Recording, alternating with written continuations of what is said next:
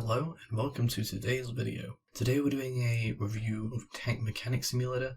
What I'll do is I'll tell you what happens in the game, what I think of it, and at the end we also have a short Q&A that I did with one of the devs, so hopefully it's quite a nice review that can help you decide whether you want to buy the game or not.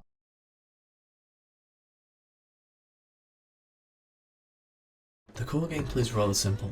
You can do two things in the game. You can either take on a contract and help renovate somebody else's tank, or you can get your own tank and fix it up and then put it in your museum.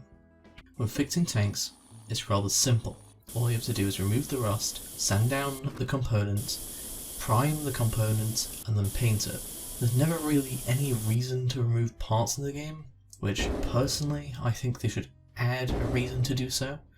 The only sort of disassembling that's ever really that useful is taking the engine out and taking the turret off. This just makes it easier to reach the inside and makes it easier to reach around the engine. Everything else can stay on the tank and be easily repairable in that position. So, when you've finished working on a tank, you can place it in the museum, and the museum can be decorated with these information boards. These information boards you can swap around what's on them. And you can also put things you found in extraction missions inside the museum, like guns and medals and things like that. However, the museum can only fit 8 tanks in when fully upgraded, and considering that there's 13 tanks in the game and an APC, there isn't really that much space. The devs have stated previously that the game is quite laggy when there is quite a few more tanks in, because I have a feeling that my computer could handle all the tanks, but of course they have to cater to everyone. I'd personally prefer it if I could have a larger museum, and perhaps having settings where you don't load the inside of a tank to help people with worse computers load more tanks to a museum. I'm sure would be appreciated, because then you can adjust it for your own computer rather than just having a blanket setting for everyone. Then, once you've set up your museum, you can set a ticket price for your museum at the computer, and as you can see, visitors come by and you make money. So that's the core gameplay. So now let's move on to the other things in the game.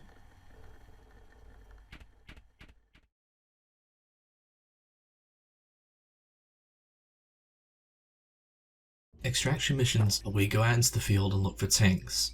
While looking for tanks, you can also find other items like medals and guns, as you saw in the museum earlier. These items can be found outside of the circle that is shown on the map, which is there to help you find the tank. However, actually finding one of these is hard, and you'll need the upgrades, like the drone, to be able to find anything outside that circle.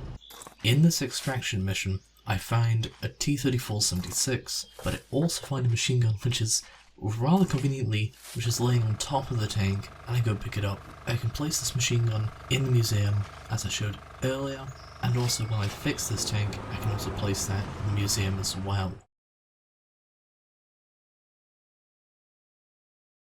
There is also a paint room. This room is not really for a player like me. I'm not very creative, so I can't come up with much that's very good. I don't really have the patience to sit around and make something historically accurate either. However, I've seen what other players can do, and they can make their tanks just look amazing. So this room is actually a pretty good idea. It's well made, there's lots you can do with your tanks in here. It would be really cool if I could download other people's creations and apply it to my own tanks to make my museum look a bit more realistic. So as you can see me place the red star on one side and something written in Russian on the other. Earlier on, you saw this paint scheme being used in the museum.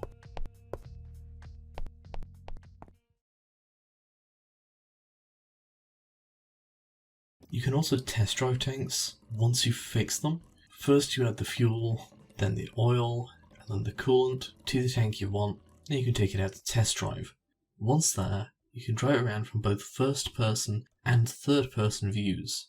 The driving in this game feels rather nice, and it makes the tanks feel rather big when you're playing from first person, something you don't really get when you're playing War Thunder. You quite often forget the scale of what you're using in a game like that. However, to be honest, I don't really care too much about the driving aspect of this game. I don't see it as being something that's too important. When compared to repairing tanks, and compared to putting tanks in museums and showing them off like that, I think that's much more important in terms of a gameplay perspective than driving it round.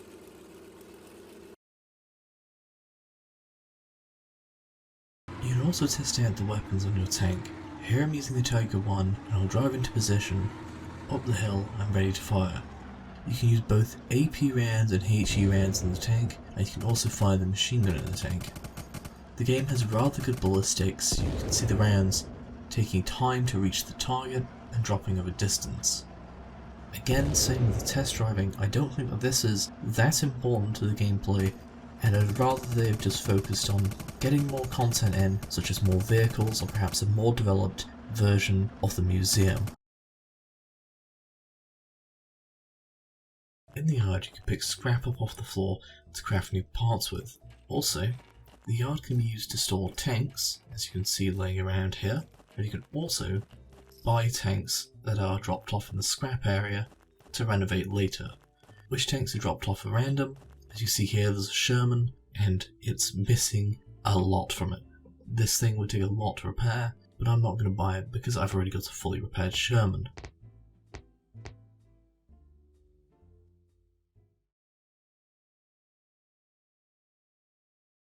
With the scrap that I picked up outside, I can create parts. This can be used to save money while fixing tanks. Here I'm making a part for a Stug, and it leaves a couple bits of scrap. It's really not much at all. You can also buy upgrades in this menu here. You can unlock things like movement speed upgrades, access to cheaper parts. You can also open the museum and expand it. You can expand the workshop and more. There's quite a few things in the upgrades panel. There is also the overview mode, which lets you look at all the tanks and games. You can mess around with settings such as lighting and mud on the ground. Overall, I would recommend this game because it's both cheap and does what it says it's going to do in the name of the game. It's really as simple as that. It's got quite a lot of features in it. So much aren't for me, but will be for other people. So I definitely recommend it if you're really into tanks. So I would have ended the review here, but I reached out to one of the devs and asked some questions so we can get an idea of what is to come in the future with this game.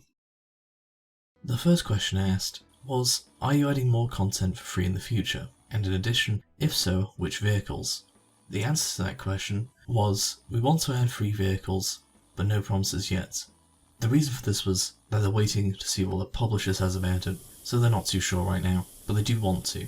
First they want to add UK vehicles, and then they said they want to add more famous ones. However, they're going to decide on which ones to do based on suggestions and what they think needs to be added over time. The second question was, do you plan on making the museum more like a Tycoon to increase the replayability of the game? He said that it will need designing first, but they will definitely discuss this idea. The third question was, how long will you support the game for? They said they'll support the game for at least a year, and it depends on when they're starting the next project. The fourth question was, will you add the content shown in earlier trailers, like uniforms in cases and APCs? There was a modern APC shown in an earlier trailer. I was wondering if they're going to add that into the game, and we only got the response of, we might, so I guess I'll have to wait and see for that one. Then I asked for my fifth question. For the context to this question, they were saying they wanted to add Steam Workshop support to the game, so people can put in their own tanks. So I thought I'd ask them if they would be willing to implement some of these Steam Workshop vehicles into the full game. They said that is a good idea.